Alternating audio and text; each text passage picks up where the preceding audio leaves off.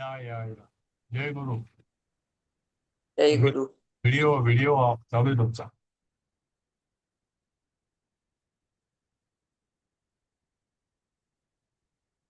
सुजयाताई आल्या.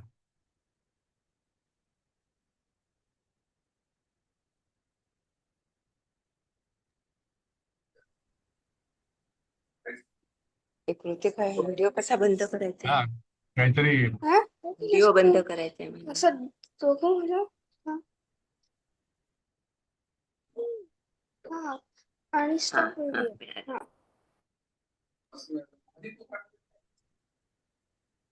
नाही नको. हे ना करायची का सुरुवात? अजून कोणी आलं नाही पण सुजयाताई एकट्याच आले.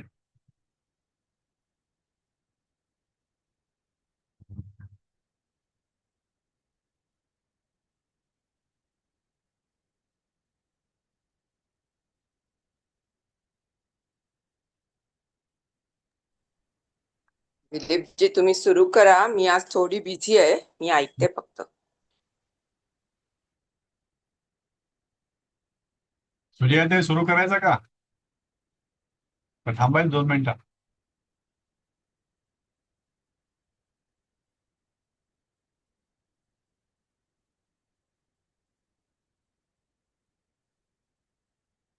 येत नाही लोक, काय कर.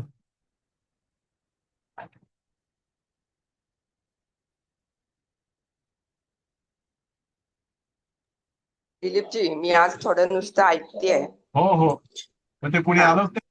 काय करू मग? अजून हो ना, कोणी आलं नाही. सुजयाताई एकट्याच आले. हा एकट्या ना. चालेल, करा सुरू. येतील अश्विनी वगैरे येतील. सुजयाताई सुरू करू का? त्यांचं पण लागत नाही. हो करा हा, तुम्ही. करायचं का? हा. हम्म.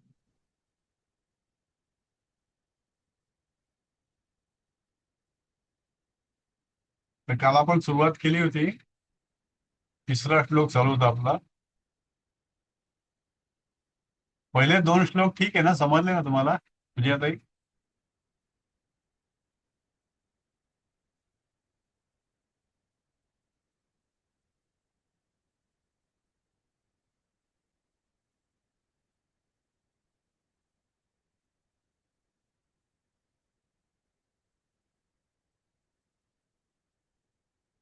इथपर्यंत कळलं ना तुम्हाला सुजयाताई? हो चौथा घेतो मी. पुढचाच घ्या श्लोक. हो, पुढचा घेतो, चौथा. हो, चौथा.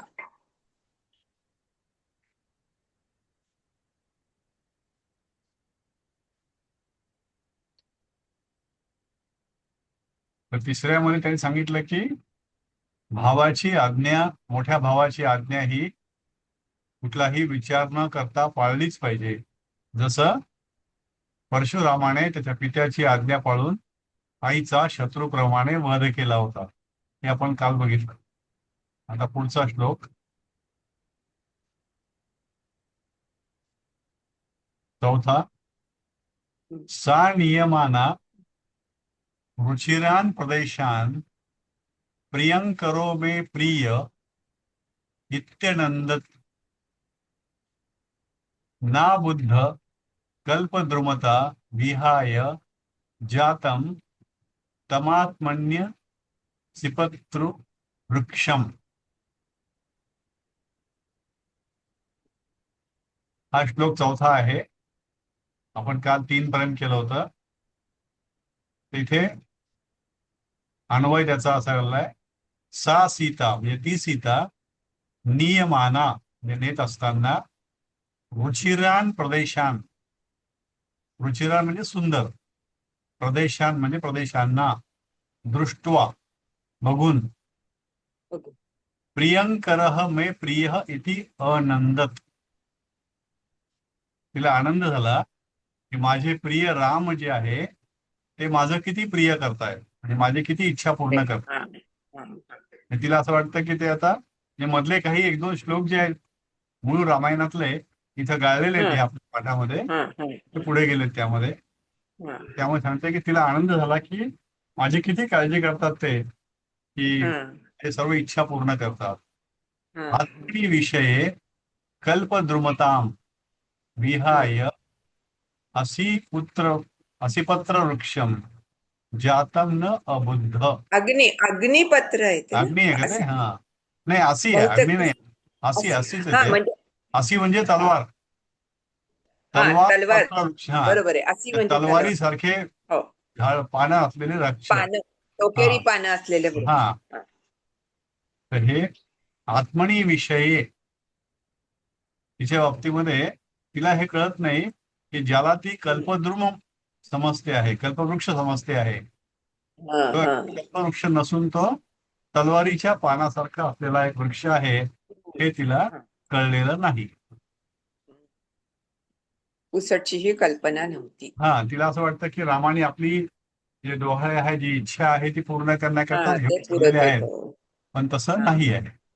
नाही त्याचा अर्थ जो भावार्थ किंवा असा अर्थ घेतला तो हो, की हो. सीता सुंदर प्रदेशामधून रथाद्वारे नेत असताना माझे प्रिय पती माझेच हितच माझ्या मनासारखे करत आहेत असे समजून मनातून अतिशय आनंदित होत होते. परंतु तिच्या बाबतीमध्ये तेच प्रिय पती आता कल्पवृक्षाचा भाव सोडून असीपत्र वृक्ष म्हणजे तलवारीसारखी धारदार पाने असलेला क्रूर वृक्ष बनले आहेत, हे ती अजाणतेपणामुळे समजू शकली नाही. अबुद्ध. छोटे न अवबुद्ध हा जातम तम न अबुद्ध. अजाणता हा तिला हे कळलं नाही, हा. कल्पना नव्हती.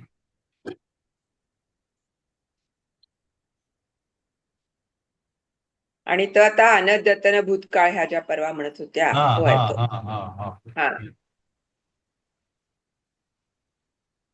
हे नियमाना नेले असताना रुचिरान नियमाला म्हणजे प्रदेशान हा म्हणजे प्रदेश. हो शुभांगी तयार आहे. प्रियंकर म्हणजे प्रिय करणारे राम. मे म्हणजे माझा. प्रिय म्हणजे प्रिय राम. किती असे म्हणून अनंदत आनंद झाला तिला. हा अनंदत जो आहे तो लंग लकार हम्म. आणि अबुद्ध न समजते. तो अनद्यतन आहे. याच्या आता आम्ही सुरुवात केली शुभांगीताई. हो चौथा हो श्लोक हो वाचताय आम्ही आता. हो हो मी पुन्हा वाचतो त्याला.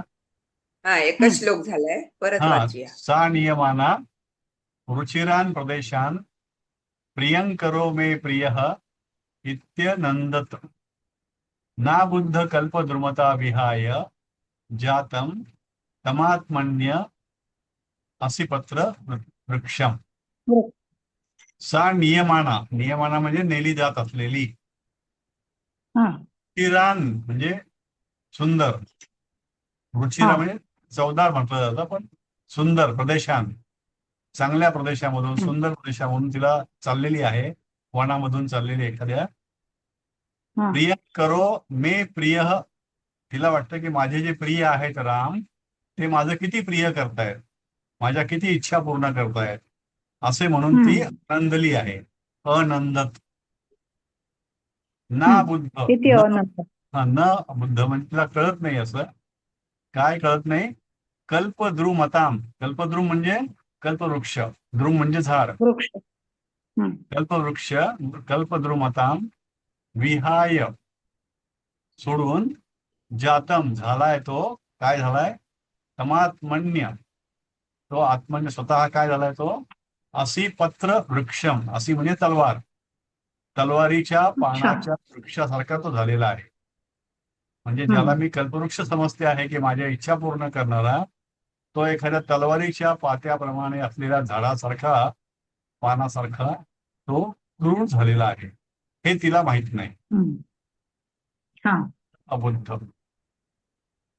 हम्म असा याचा अर्थ. हा शब्दामध्ये पण फार काही अवघड नाहीये. प्रियंकर म्हणजे प्रिय हम्म करोती इति उपपद तत्पुरुष समास. हम्म कल्पद्रुम कल्पित द्रुम म्हणजे हे, किंवा हम्म कल्पनाम द्रुमशक्ती तत्पुरुष म्हणजे कल्पवृक्ष. असीपत्र हा वृक्ष. अस्य हा खड्गस्य म्हणजे तलवारीचं. पत्राणी व पत्राप्रमाणे पत्राणी ज्याची पानं आहेत. यस्य सह असिपत्र भौरी. असिपत्र. आणि दुसरा म्हणजे तत्पुरुषमध्ये पण बसतं ते असिपत्रस्य असौ वृक्षस्य किंवा असिपत्रानाम वृक्ष, तलवारीसारखे पानं असलेला वृक्ष. हा. आणि उपजातीमध्ये आहे अशी पण माहिती मला त्यात मिळाली छंदामध्ये. हो. सा हो. नियमता रुचिरान प्रदेशान प्रियंकरः मे प्रियः इति अनंदत न अबुद्ध. बुद्ध. अबुद्ध म्हणजे एक समजली, न अबुद्ध एक म्हणजे विचारायचं होतं तिला समजलं एक नाही. विचारायचं हो होतं हो हो. हा ते मूळ श्लोकात तो त्वम आलाय, तो अन्वयात आपल्याला कुठे त्वम आलाय बघा मूळ श्लोकामध्ये. हम्म. जातम तम हा तम आत्मानम. आत्मा. आता हा आम्ही तम कुठे घेतला नाहीये, तो हा हा. अन्वयामध्ये घेतला नाही, तो कुठे हो येईल हो तम. हो. जातम. ती हा आहे ना, बरोबर. जातम तम न अनभूत आहे ना. अगदी पत्रवृक्षम जातम हा तम तम न. तम. हा हा आलाय आलाय आलाय. हा बरोबर हा. बरोबर. तम. मला दिसे ना, तम. हा इथं आहे. हा आलाय आलाय. जातमच्या नंतर मी आलाय. कन्फ्युज झालं, म्हणलं काय कुठे गेलो जातं. हम्म. हा तम. आलाय तिला आलाय आलाय. तिला न कळलं, म्हणजे तिला कळलं नाही. हम्म. तम न अबुद्ध. अबुद्ध हा भूतकाळ आहे. तम म्हणजे तिला. हा तम. अबुद्ध म्हणजे अशी बुद्धी नसलेली असं नाही. तम म्हणजे स्त्रीलिंग नाही येणार ना, पुल्लिंग येणार. सहाची द्वितीय येणार. सो सहा तो ते तम तो तान. हो तम. नाही, बरोबर आहे नाही ते. तम.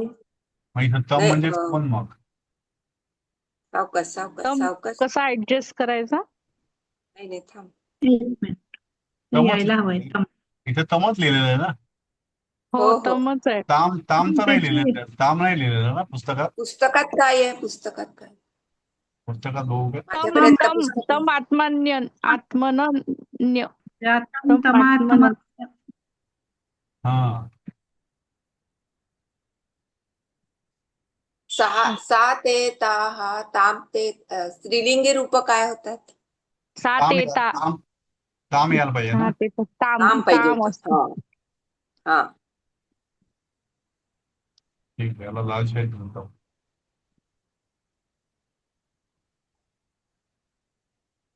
पुस्तकात अर्थ पण जो काढलाय तमच आहे. हा तमच आहे पुस्तकात. 446 काय पानावर. हा. बघूया आपण काय होतं ते. त्याला असं होईल ना, मग त्याला त्याला हा म्हणजे हा. कोणतं मग तसं ते. म्हणजे खूप पुढे जावं मला. पुस्तक आहे माझ्याकडे, रघुवंश आहे, पण ते 446 पानावर जावं लागेल. नाही, ठीक आहे, आपण नंतर बघूया नंतर काय. बघू. नंतर हा बघूया. नंतर बघू. हम्म.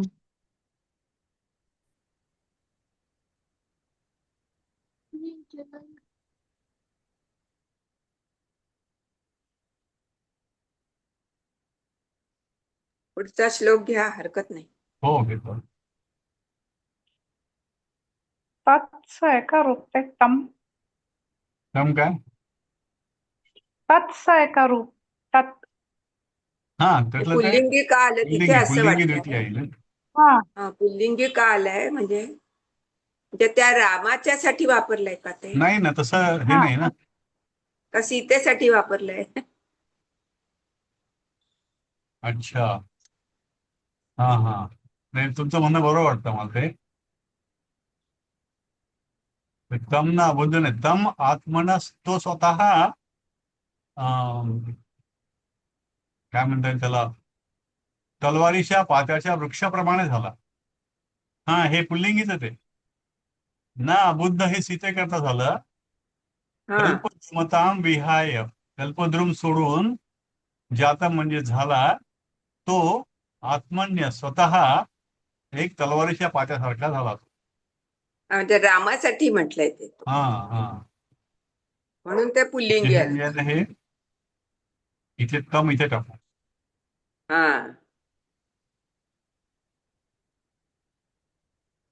हम्म,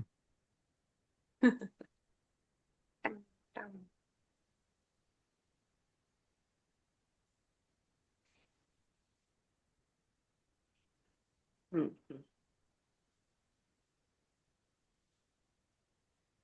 आणि तसंही त्या शब्दाबरोबरच आलंय तम आत्मन्य असं मी हम्म. आता जस्ट AI वर चेक केलं ना, तर ते तम ह्याच्यासाठी वापरलंय, असी वृक्षासाठी.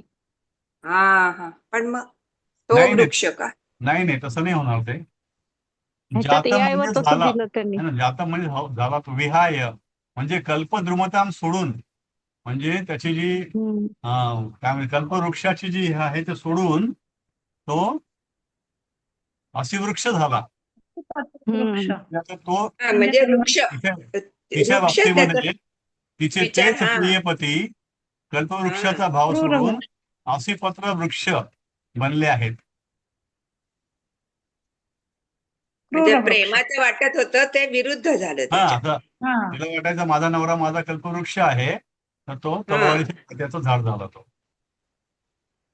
तम म्हणजे वृक्ष तो त्याचा म्हणजे राम. असं तो म्हणजे रामच आहे तो.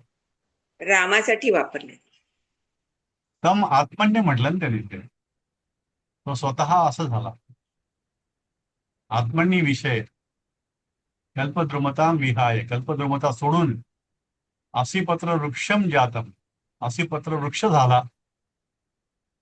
मी जस्ट आता AIचं तुम्हाला वाचून दाखवते, डिस्टर्ब होणार नसेल तर. नाही नाही वाचा ना. हो त्यांनी वाचा. त्यांनी कसं दिलं, मी खालचंच वाचून दाखवते.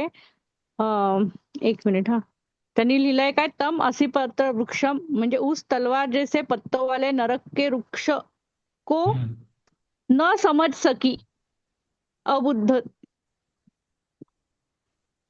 असं हा आलंय. समजू शकली नाही हे बरोबर आहे म्हणजे आत्मन्य त्याला ती समजू शकली नाही. त्याला असं तम आहे म्हणजे त्याला असायला पाहिजे ना, म्हणून. हा म्हणजे ते त्या पतीला म्हटलंय ना त्याला ती समजू शकली नाही, असं म्हणजे हा. असा त्यांनी अर्थ दिलाय. नाही, पण त्याला म्हणजे ते पतीला तुम्ही फक्त हवं हो, सेकंड पतीला पतीला नाही पतीला. नाही असं तुम्ही सेकंड म्हणजे पतीला ओळखलं नाही तिने.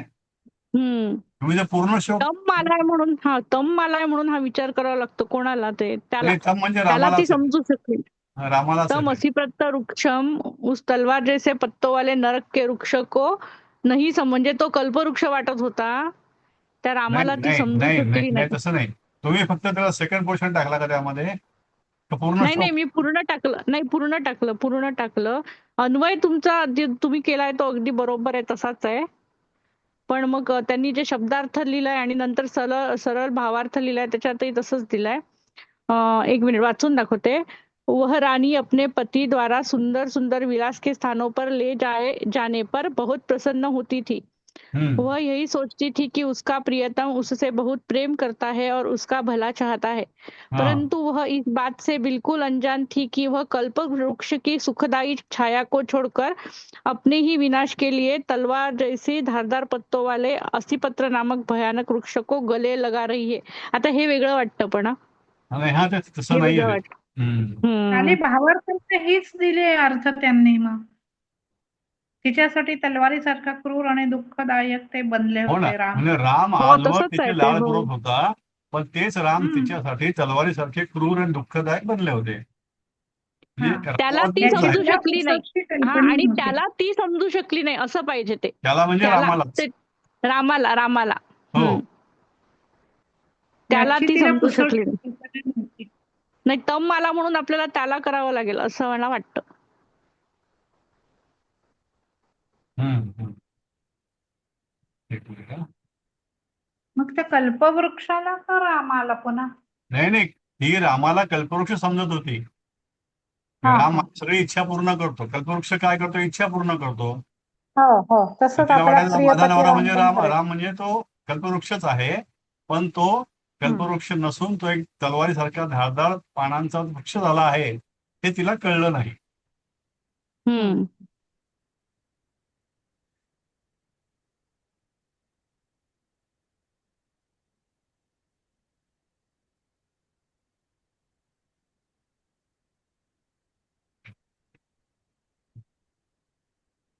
म्हणजे असीपत्र वृक्ष झालेल्या रामाला ती समजू शकली नाही असं आहे, म्हणजे त्याला. असं हा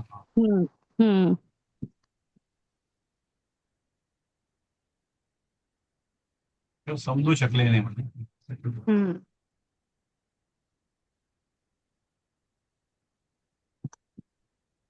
म्हणजे हा शब्दशः अर्थ घेतोय म्हणून, अदरवाईज हे व्यवस्थित आहे तुम्ही काय दिलंय ते. नाही ठीक आहे ना, ते कसं भावार्थामध्ये घेतलं तुम्ही ते, भावार्थाला पण हम्म. बरोबर चालतं ना. ठीक आहे, चालेल. हा पुढे जाऊया. आता हे झालं क्लिअर सगळ्यांना? अश्विनी हो. ताई, तुम्ही ना आत्ता आम्ही 4था श्लोक घेतलाय. तुम्हाला यामध्ये काय विचारायचं आहे का? हा भावार्थ वाचा एकदा कुणीतरी. वाचू का? हा, हा भावार्थ. ओके. सीतेला वाटत होते की श्रीराम तिच्या गर्भावस्थेतील इच्छेखातर म्हणजे डोहाळे पुरवण्यासाठी तिला ऋषींच्या तपोवनात फिरवायला नेत आहेत. पण प्रत्यक्षात तिचा कायमचा त्याग केला जात होता. कल्पवृक्ष जसा सर्व इच्छा पूर्ण करतो तसे राम आजवर तिचे लाड पुरवत होते. पण आता तेच राम तिच्यासाठी तलवारीसारखे नाही,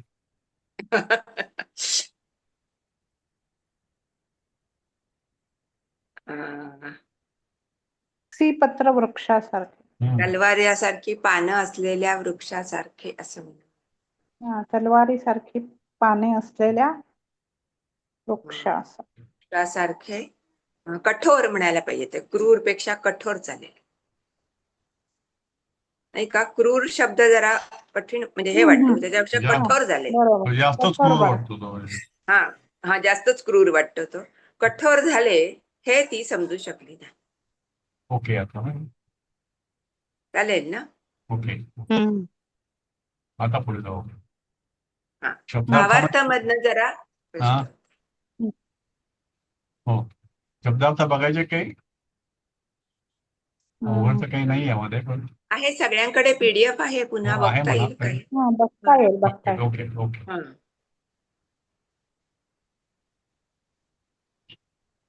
हे बाई, हे तम हे झालं बाई. हे म्हणलं कुठे हा. लिहिलं? लिहिलं कुठतरी, म्हणलं काय आले आले आहे आहे सगळं आहे. हे तम जे आहे ते सगळं. त्या रामाला हे लिहिलं होतं. हम्म. हो. त्या रामाला. आत्मनी म्हणजे आपल्यामध्ये स्वतः शिवभक्तीमध्ये. असी पत्र वृक्ष, तलवारीच्या पानाचा वृक्ष.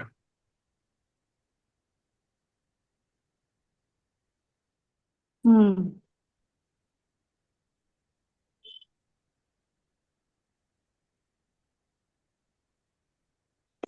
हा, तर हे वाचाल कोणी? शुभांगीताई, वाचाल तुम्ही? हा.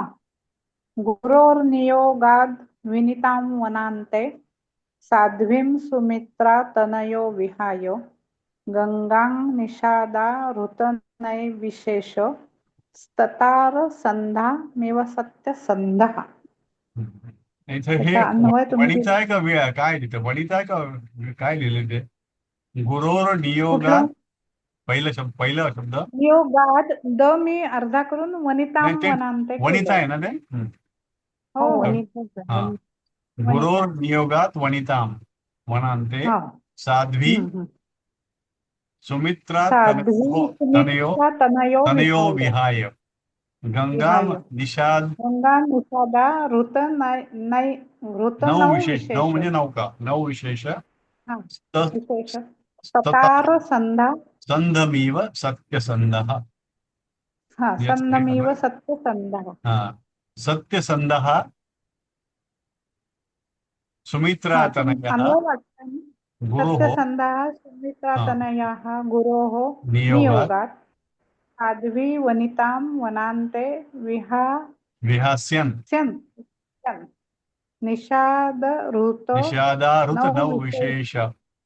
निषादाने आणलेल्या नौकेमध्ये नौकेमध्ये स्वाध्यां संध्यां संध्याम इव इव गंगाम तथा. गंगां ततार.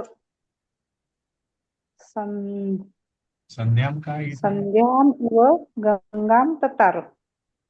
खाली दिलंय तुम्ही, आपल्या थोरल्या भावाच्या म्हणजे श्रीरामाच्या आज्ञेमुळे अत्यंत पतिव्रता आणि सदाचारी अशा वहिनींना म्हणजे सीतामाईंना जंगलाच्या शेवटी किंवा वेशीवर सोडण्याच्या उद्देशाने निघालेले सत्यप्रतिज्ञ असणारे सुमित्रा पुत्र लक्ष्मण निषादाने म्हणजे केवटाने त्याला केवढं नाव त्याचं त्या निषादाचं.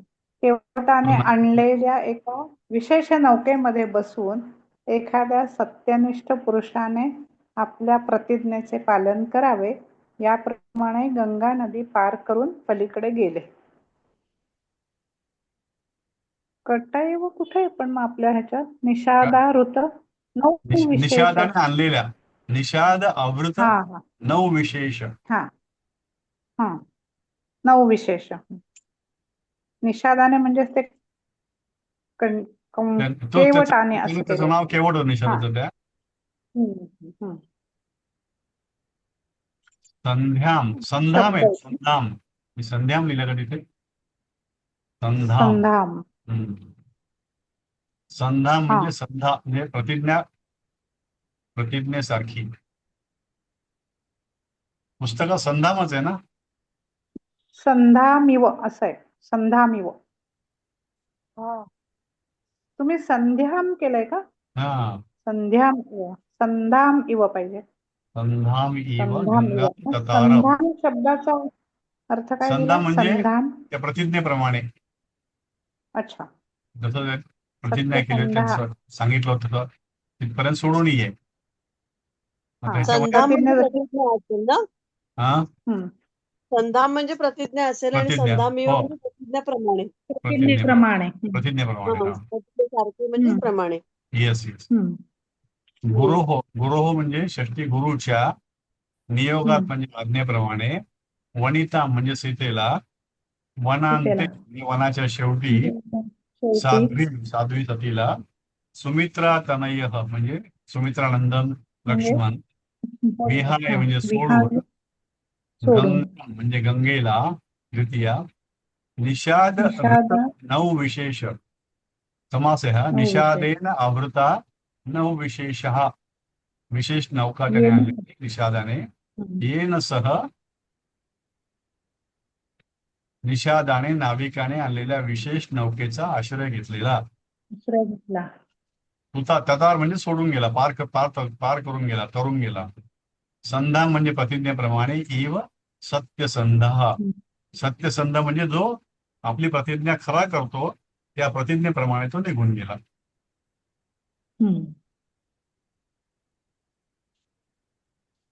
काल तुम्ही म्हणला होता ना ते नाव काय ते कोणतं ते केवट नाव आहे त्याचं ते. केवटाची नाव. काल अश्विनताई म्हणत होत्या ना नाव काय त्याचं ते. हो. निषाद. केवट केवट. काय हो ग. अजून काहीतरी वेगळं वाटतंय मला. अजून एक वेगळं आहे. हाच अगं हीच नाव पण त्या आधी पण एकदा आली होती बघ, जेव्हा राम वनवासाला निघाले. ते रथामध्ये घेऊन गेला तो वेगळा. घेऊन गेला तो म्हणते मी. तो वेगळा. वेगळं होतं ते दशरथ धड्यामध्ये येतो तो. सोडून त्याला घेऊन आला का नाही, मी एकटाच आला तो. फक्त सारथी हो, तिथेही केवटच म्हटलंय. नाही केवट नाही, त्याचं नाव वेगळं आहे. त्या सारथीचं नाव वेगळं आहे. हा केवट हा नावाडी असतो. नावाडी. तेच. तो रथामधला त्याचं नाव काय आठवत नाही मला. हे ओके आहे का चौथा? हो. ओके. एकदा परत ते पूर्ण वाक्य सांगाल. पूर्ण वाक्य हे पुन्हा वाचू एकदा का? परत पूर्ण वाक्य. गुरोर नियोगात गुरूंच्या आज्ञेप्रमाणे. वनिताम वनांते. वनितेला म्हणजे सीतेला. वनांते म्हणजे वनाच्या शेवटी. साध्वी त्या वनितेला. साध्वीन. सुनित्रा तनयो सुनित्रा मुलाने म्हणजे लक्ष्मणाने. विहाय. पुढे करता का थोडं? काय? साध्वीपर्यंत दिसतंय. अच्छा. विहाय म्हणजे सोडून. गंगाम निषाद. गंगा म्हणजे गंगेला. निषाद ऋत नऊ विशेष. त्या निषादाने अवृत म्हणजे आणलेली. नऊ म्हणजे नौका. विशेष नौका. ततार म्हणजे पार करून द्यायचं. संधामीव म्हणजे प्रतिज्ञेप्रमाणे. सत्यसंध म्हणजे जो आपली प्रतिज्ञा खरी करतो. जो प्रतिज्ञा खरी करतो असा लक्ष्मण आपल्या गुरुच्या म्हणजे मोठ्या भावाच्या आज्ञेप्रमाणे त्या साध्वी स्त्रीला म्हणजे सीतेला वनाच्या अंताला सोडण्याकरता निघाला आणि गंगेमध्ये जो निषाद होता, तो ठिकाणी नावाडी होता, त्याने आणलेल्या विशेष नौकेमध्ये ततार म्हणजे गंगा पार करून एखाद्या सत्यव्रत माणसाने आपली प्रतिज्ञा पूर्ण करावी, त्याप्रमाणे तो निघाला गेला.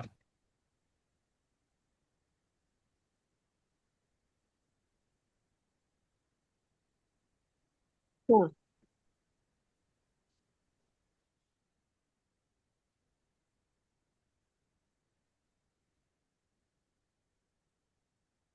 ओके, अजून काही वाटतं का शंका याच्यामध्ये? अश्विनीताई पुढे जायचं, थांबायचं? चालेल चालेल. हा चालेल ना. घ्या पुढचा श्लोक घ्या. आता हा बहुतेक हा शेवटचा होईल की काय. अथ व्यवस्थापित वाक कथंचित सौमित्र अंतर्गत गतबाष्पकंठ औत्पतिको मेघ इवाश्मवर्ष महीपतेः शासनम उज्जगार. पुन्हा एकदा अन्वय. अथ व्यवस्थापित वाक. आता व्यवस्थापित म्हणजे व्यवस्थित करून. काय? वाक म्हणजे बोलणे. सौमित्रीही, सौमित्राने म्हणजे लक्ष्मणाने. अंतर्गत, आतमधला. गत म्हणजे गेलेला, दोनदा गत आला इथे. अंतर्गत गत, आतल्या बाजूला गेलेला. काय? बाष्पकंठ म्हणजे आपला आवंडा म्हणतो की नाही आपण, आवंडा गिळतो आपण, तसं बाष्पकंठ, त्याचे अश्रू जे आहेत त्या ठिकाणी घशामध्ये जमा झाले, म्हणजे बाष्पकंठ म्हणजे आवंडा गिळतो आपण, तसं त्याला अश्रूंचा. कथंचित औत्पातिक मेघ अश्मवर्षम इव महीपतेः शासनम उज्जगार. त्याचा आवंढाला इथपर्यंत आलं ते. औत्पातिक म्हणजे वर्षाव जसा होतो, औत्पातिक म्हणजे संकट, त्याला काय म्हणतात, त्याला अपशकुन. कथंचित कुठला तरी असतो. मेघ, ढगामधून पाऊस पडतो, त्या पावसाच्या ऐवजी जर बर्फ पडला सारखा किंवा गारा पडल्या किंवा त्यांनी म्हटल्याप्रमाणे अश्म जर पडले, कडे दगड जर पडले, त्याप्रमाणे महीपते हे म्हणजे रामाचे, महीपते म्हणजे राम. मही म्हणजे पृथ्वी, पृथ्वीचा राजा, राम. शासन म्हणजे त्याची आज्ञा. उज्जगार म्हणजे सांगितली, उच्चारली. म्हणजे आता त्याला वेळ आली, आता तो चाललाय, गंगा पार करून चाललाय लक्ष्मण सीतेला घेऊन किनाऱ्यावर, तिला सोडून द्यायचं त्याला. आणि त्याला सांगणं भाग आहे आता की मला असं असं रामाने सांगितलंय, त्याने काही तुला प्रदेश दाखवून परत घेऊन ये असं म्हटलेलं नाहीये. मग त्यांनी आता हे सांगताना त्याचा कंठ दाटून आला. त्याच्या घशामध्ये त्याच्या अश्रू जे असतील ते परत फिरले, म्हणजे अटक्याने बाष्पासारखं एक आवंडा गेल्यासारखं झालं ते. आणि असा तो लक्ष्मण, त्यांनी आपली वाणी, आपलं बोलणं थोडं व्यवस्थित केलं. आता बोलावं तर लागणारच आहे, टाळता तर येणार नाही ते. आणि असं त्या अवस्था त्याची कशी झाली की जणू काही एखादा अपशकुन होतो आणि ढगांमधून पावसाच्या ऐवजी बर्फाचा पाऊस पडतो मोठा, किंवा गारांचा पाऊस पडतो, किंवा दगडांचा पाऊस पडतो. तशा प्रकारे कठीण काम करायचं त्याला आता, की राजाचा संदेश जो आहे, आदेश जो आहे, तो सीतेला सांगायचं. तर सांगितलं.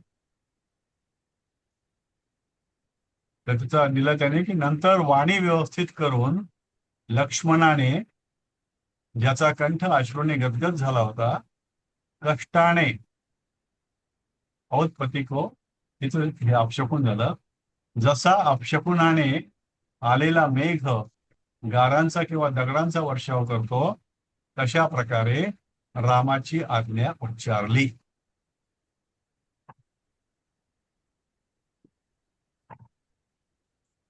लक्ष्मणाला रामाची कठोर आज्ञा सीतेला वनात सोडण्याची सांगताना खूप दुःख होत आहे. तो अश्रूंनी गळा दाटूनही प्रयत्नपूर्वक आज्ञा उच्चारतो. इथे उपमा वापरलेली आहे, अकस्मात दगडांचा वर्षाव करणारा मेघ. की जो मेघ त्यांनी पाऊस द्यायचा, तो आता दगडांचा पाऊस पडतोय. म्हणजे जो लक्ष्मण त्याने नेहमी सीतेची काळजी घ्यायची, भावाची पत्नी म्हणून तिला आईसारखं तो भाव समजायचा, तिला प्रेमाने आणि आदराने बोलायचा, तोच तिला आता दगडांचा वर्षाव केल्यासारखा काहीतरी अनिष्ट बोलणार आहे, अनिष्टाचं सूचक करणार असं बोलणार आहे. असे वचन सीतेसाठी तो बोलतो जे अनिष्टाचे सूचक होते. असा एक भावार्थ त्यातून करायला लागेल.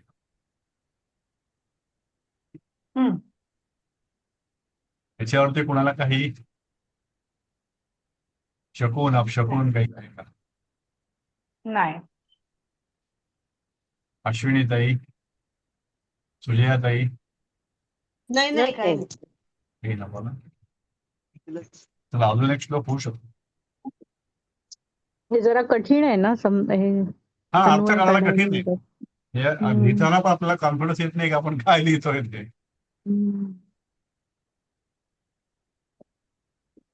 व्यवस्थापित वाक म्हणजे व्यवस्थापित करणे म्हणजे नीट ठीकठाक करणे. याच्यावरून तो व्यवस्थापक शब्द आला. सौमित्री माहिती आपल्याला. अंतर्गत गत बाष्प कंठ, कंठात वारंवार अश्रू गेले आहेत असा. औत्पातिक अपशकुनातून आलेला. अश्मवर्षम ठीक आहे. महीपते पृथ्वीचा राजा राम, अर्थ ठीक आहे. हे व्यवस्थित वाक झालं. कथंचित, अच्छा हे कथंचित म्हणजे कसं बस कष्टाने, कसे सांगू. किम अपी म्हणजे कथंचित, यावरून अपी कुठं आलाय त्यामध्ये. कसे बसे कष्टाने हे ठीक आहे. सौमित्री लक्ष्मणाने, अंतर्गत ते पुन्हा आला. ते पुन्हा डबल डबल आलाय. मेघ इव अश्ववर्षम महीपते हे शासनम उज्जगार, उच्चार.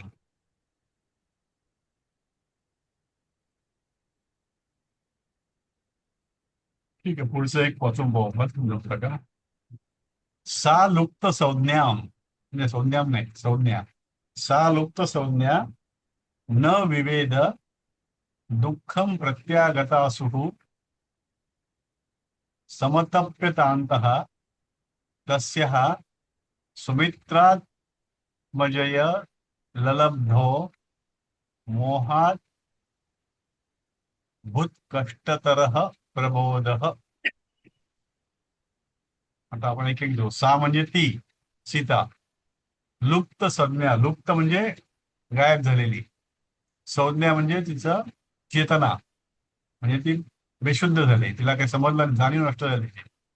यांनी सांगितलं असं त्यांनी लक्ष्मणाने. आणि त्यानंतर मध्ये काही श्लोक त्यांनी गाळलेत, त्यामुळे आपण एकदम जंप मारली असं वाटतं त्याला. त्यांनी सांगितलं तिला की असं रामाचा मला आदेश आहे की तुम्हाला सोडून इथून निघून जायचंय. मग तिला एकदम बधीर झाला, हे काय मी नवीन ऐकते. सा लुप्त संज्ञाम न विवेद, विवेद म्हणजे समजणे, वेद म्हणजे समजणे, विवेद ती समजू शकली नाही. दुःखम प्रत्यागतासु, मग ती न विवेद दुःखम इथपर्यंत येते. तिला ते काय एकंदर दुःख कळलंच नाही, संज्ञा निघून गेली. आणि मग ती थोड्या वेळा तिला प्रत्यागतासु, ती परत थोडीशी जाणीव झाली तिला की काहीतरी सांगितलं यांनी. आणि मग ते समतप्यतांतः, समतप्यत अंतः समतप्यत म्हणजे मनातल्या मनात ती तप्यत म्हणजे काय, तप्त झाली का. त्याचा शोक लेकरूला लिहून देते. समतप